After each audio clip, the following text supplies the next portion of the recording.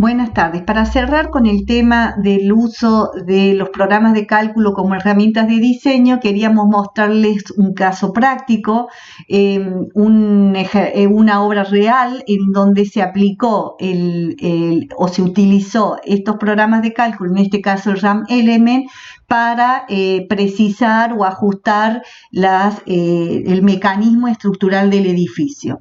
El edificio que vamos a analizar está ubicado en la urbanización La Docta, que está camino a Carlos Paz, entre la fábrica militar de aviones y Malagueño.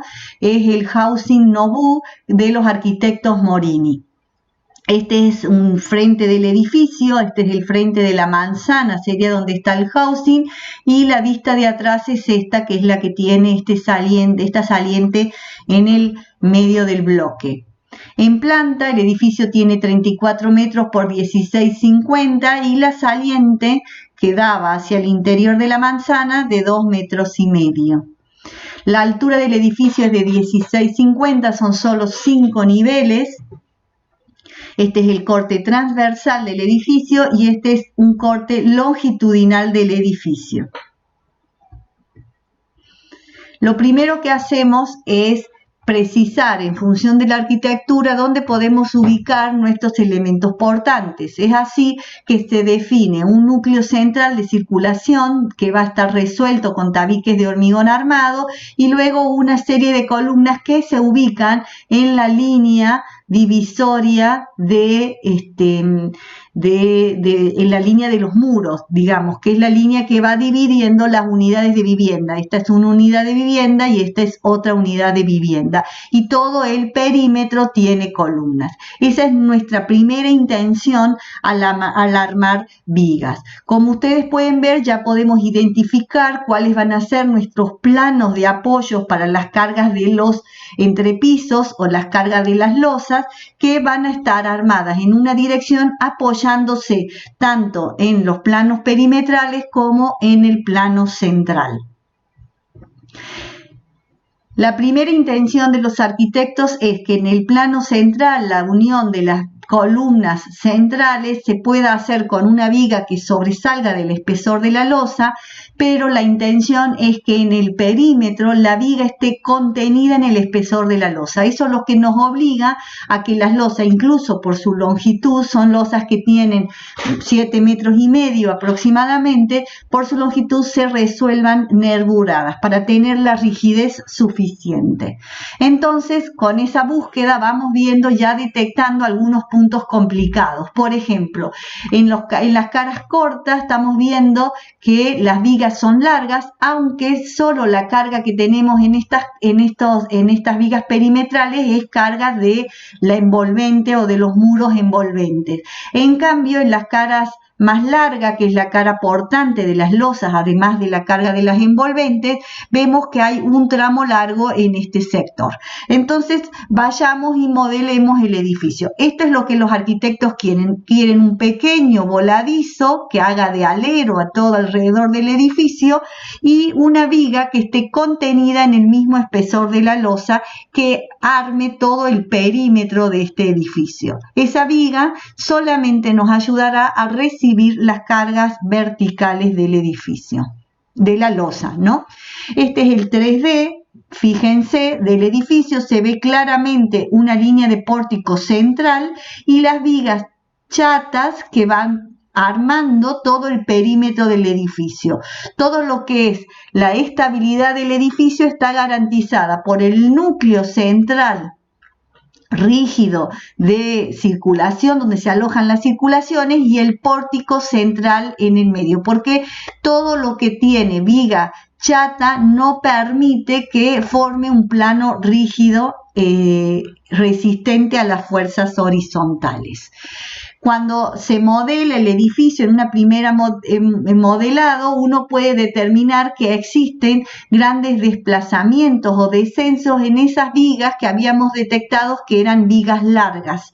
En este caso es menor el descenso porque solo tiene la carga del envolvente, no tiene carga de losa, y en este caso vemos que tenemos un descenso mayor porque además de la carga de la mampostería de cierre, tenemos también el peso, el área tributaria de la losa que descarga sobre esta viga, que es la viga de la fachada larga interna. Entonces, lo que uno hace es ir de vuelta a nuestra arquitectura y detectar algunos puntos posibles donde podamos ubicar nuevas columnas que minimicen esos efectos. Fíjense que son puntos donde es posible colocar una columna ya que no afecta en toda la altura del edificio. De esa manera se va y se modela nuevamente el edificio. Fíjese que rápidamente nosotros podemos incorporar la columna que no teníamos en el modelado anterior y mediante esa columna podemos detectar ahora que ya no tenemos grandes problemas de descenso y estamos trabajando con reacciones en columnas aproximadamente de 136 toneladas como máximo. La medimos siempre en el plano que está, en uno de los planos que está más cargado. ¿Qué pasa? Las columnas están pensadas o planteadas para que estén contenidas en el espesor del envolvente, en el espesor del muro de cierre, y las vigas tienen que ser chatas. Si ustedes se fijan, el eje de la columna y el eje de la viga presenta una excentricidad. Por lo tanto, lo que está generando esto en las columnas es un momento, ya que el eje de la viga está desplazado con respecto al eje de la columna. Este momento lo tiene que tomar la columna en su sentido más débil. Fíjense.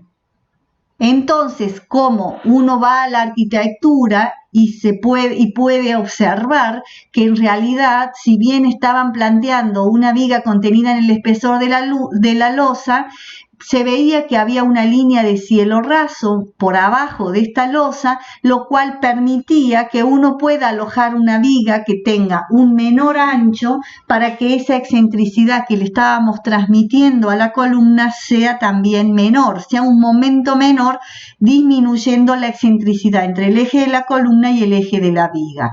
Entonces se vuelve a modelar el edificio donde las vigas perimetrales ahora ya no son chatas, sino son vigas que también cuelgan por abajo de las losas, dándole una rigidez también al plano para que colabore para las fuerzas, a resistir las fuerzas horizontales. Uno puede ver aquí en el render que hay una viga, o sea que en arquitectura estaba previsto que había un dintel que era el que iba a tapar la altura del cielo raso, por lo tanto esta viga colgada no está modificando el lenguaje o la imagen que se quería buscar con esta arquitectura. El problema está en que esta viga colgada, en este sector que estamos marcando, la viga es interior. Por lo tanto, al colgar la viga, al mantenerla colgada, esa viga en ese sector nos dividiría el ambiente, ya sea la cocina de este departamento o bien será el dormitorio de este otro. Fíjense, esta es la cocina y este es el dormitorio. Entonces, la viga en este tramo debiera no colgar. Y eso es lo que se modela. Fíjense, se modela una viga que cuelga en este sector y en este sector se mantiene chata o contenida en el espesor de la losa para que no afecte o no divida los espacios interiores. Cuando uno modela la viga, este plano, o uno saca los esfuerzos, en este caso de momento flector, de todo el plano, va a poder ver que en ese punto no hay una columna. Fíjense que en realidad esta viga está apoyando en el extremo de un tabique o en el extremo de una columna, por lo tanto, este elemento no tiene capacidad para tomar momento y por ser simétrico la continuidad del momento se está equilibrando, o el momento en ese apoyo se está equilibrando con la continuidad de la viga que tiene al lado y no con una columna como se estaba dando en el resto de los nudos. Fíjense. Este es el diagrama de esfuerzo de corte de nuestro plano. Fíjense. Aquí hay un apoyo nada más que no es una columna, es el extremo de un tabique, y el plano central, donde sí tenemos nuestro pórtico central, fíjense que al llegar al núcleo de circulación va a apoyar la viga en una viga, por lo tanto vamos a tener una articulación. Ese sería el 3D del caso de estudio, un pórtico que está llegando la viga a otra viga, que es la que cierra el núcleo de circulación, y por lo tanto al modelar el diagrama de momento flector que esperamos y que obtenemos es el siguiente. Y este es el diagrama de esfuerzo de corte de ese plano. Perdón. Veamos ahora el plano externo. Fíjense, en este plano externo vamos a leer cuál es el 3D de ese plano para que lo podamos ver, y lo que podemos observar es que hay una pequeña transición en esta esquina donde el edificio se retrae un poco, pero todo el perímetro tiene una viga mucho más rígida. Entonces fíjense que cuando uno lee los diagramas, debido a la rigidez de la columna, de la viga, perdón, que está en voladizo, debido a la rigidez de la columna que está en voladizo, esta columna, en vez de terminar de ser carga en nuestra viga inferior, termina siendo un apoyo donde la viga inferior se cuelga. Eso lo vemos aquí en este diagrama. Fíjense que hay un salto porque en realidad esta viga se cuelga de esta columna y del voladizo de arriba, porque justamente la rigidez de la viga de arriba es la que está generando este comportamiento. Y luego podemos ver que en el tramo central, fíjense que la columna no hay, a ver, veamos, es simétrica, por lo tanto no hay la continuidad o el momento se está equilibrando con el tramo de la viga de al lado, pero aquí ya podemos detectar que, fíjense, en el parapeto del edificio, en el nivel superior, vemos que no hay continuidad de momentos entre la viga, es como si fuera una viga simplemente apoyada. Esto se debe a que en el modelado se generó una junta de dilatación, porque estos parapetos, al estar expuestos al sol, generan grandes tracciones en el edificio. Para evitar las fisuras por dilatación es que se genera una junta de dilatación en esta viga superior del edificio. Y ahí uno puede ver cómo se generó o cómo se materializa eso en el diagrama de momento flector, agregándole una articulación al modelado. Este es el diagrama de esfuerzo de corte. Ahora veamos la fachada corta. Este sería el diagrama de momentos flectores de la fachada corta, donde es posible ver que la orientación de las columnas no es igual a la orientación de las vigas. Fíjense que los momentos en las columnas están en una dirección cuando leemos el momento en 3-3, como habíamos visto en los videos anteriores. Fíjense que el momento 3-3 de la columna es en este plano y el momento 3-3 de la viga es en este plano. Uno los puede ver porque el programa se los dibuja perpendicular a la sección. Por lo tanto, si quisiéramos ver el momento de la viga, porque no hay equilibrio entre este momento y porque este momento está equilibrando con el momento de la viga que viene en el otro plano, debiéramos ver el momento 2-2 de la columna. Habría que ver el momento 2-2 de la columna para equilibrar con el momento de la viga de este plano. Ahora tenemos, este es el momento que tendríamos que comparar con el momento de las vigas anteriores.